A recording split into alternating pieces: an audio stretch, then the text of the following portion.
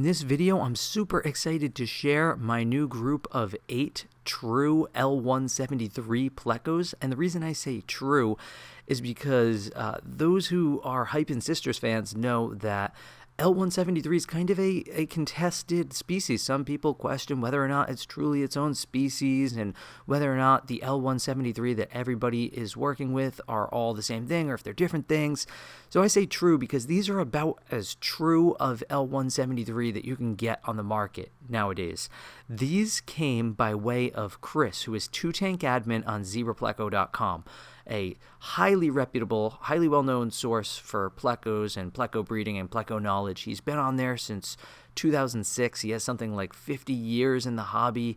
He's a moderator on zebrapleco.com. So these came from his wild-caught L173 breeders. I think these are F2 or F3. They're a couple generations down, I think, but he has wild-caught L173. He got them from the source, about as true as it gets, and he's been breeding them, and these come from his groups. I didn't actually get them directly from Chris. I've never actually spoken to Chris. I got them from somebody who got them from Chris, because Chris was recently offloading a bunch of Plecos, so I could not miss the opportunity to get a bunch of these and hopefully start up a breeding group of my own.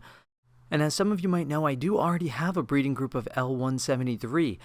Those came from the breeder Christian Altendorfer, and they ended up going to Chew over at Hazel Aquatics and then to me. And again, that's a chain that I trust very well as well. And I've always trusted that group to be true L173 as well. But that group is definitely very different than these L173. That group's patterns are a lot more wavy and a lot more variable.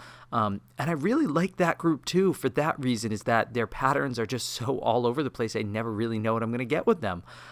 This new group seems a lot more like the traditional L173, where they're very similar to zebra plecos in the patterns and the lines, but just have some waviness to them.